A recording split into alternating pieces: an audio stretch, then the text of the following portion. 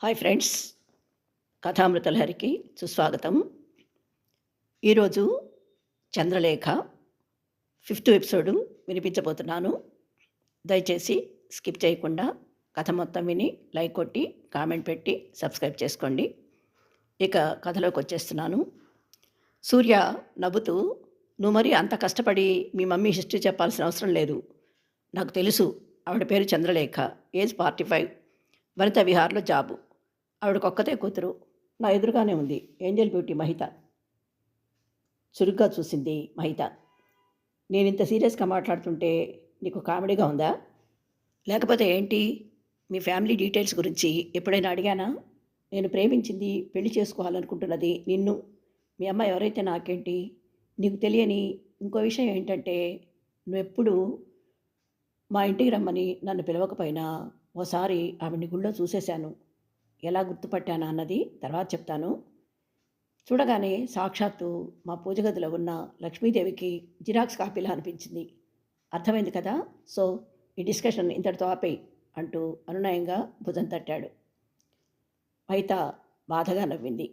మా అమ్మ మీద నీకు అంత మంచి అభిప్రాయం కలిగినందుకు థ్యాంక్స్ సూర్య. నువ్వన్నట్లు నా దృష్టిలో ఆమె నిజంగా దేవతే. కానీ ఏ జన్మలో పాపమో ఎవరి శాపమో సభ్య సమాజము చిన్నచూపు చూసే ఒక వెలయాలి కడుపును పుట్టింది. అందమైన కూతురు పుట్టిందన్న సంబరమేమో వాళ్ళమ్మ అంత అందమైన పేరు పెట్టింది. కానీ పేరుకే చంద్రలేఖ. కానీ ఆమె బ్రతుకంతా అమావాస్యని శిల అంధకారమే. ఒకప్పుడు మా తెగలో పుట్టిన మహిళలెందరో ఖరీదు కొమ్ముడుపోయే అంగడి బొమ్మలుగా మారి జీవోత్సవాల్లా బ్రతికిన వాళ్లే. కానీ మా అమ్మ అలాంటి జీవితాన్ని సుతరాము ఇష్టపడలేదు.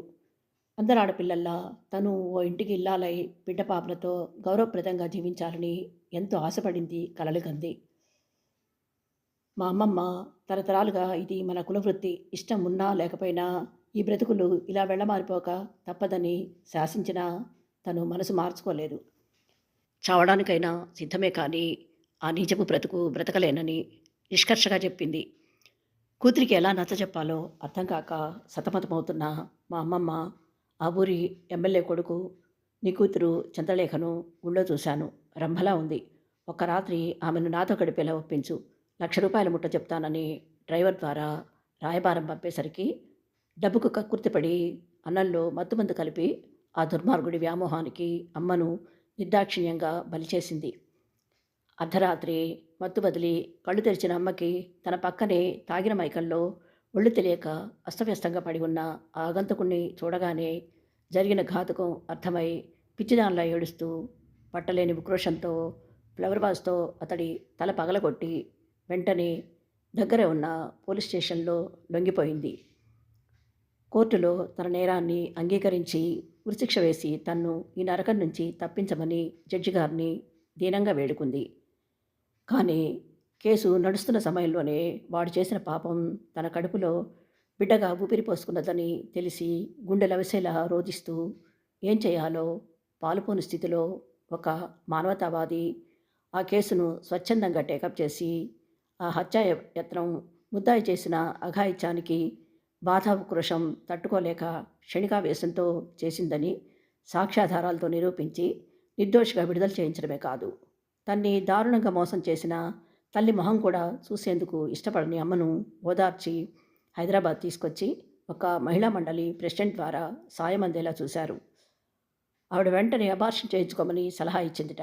కానీ అమ్మ కడుపులో బిడ్డను కర్కశంగా చిదిమేయడానికి చేతులు రాక ఒప్పుకోకపోవడంతో డెలివరీ అయ్యే వరకు తన ఇంట్లోనే ఆశ్రయం ఇచ్చి ఆ తర్వాత వనితా విహార్లో చిన్న జాబ్ కూడా ఇప్పించింది. పొత్తిళ్లలో చేరిన పురిటికందుతో పెనవేసుకున్న పేగుబంధమే అమ్మ బొందులో ప్రాణాలను పోనివ్వకుండా నిలిపింది. కథ విన్నారు కదా? ఈ ఎపిసోడు ఇంతటితో ముగిస్తున్నాను. త్వరలోనే ముగింపు వస్తుంది. అంతవరకు సెలవు. Thank you.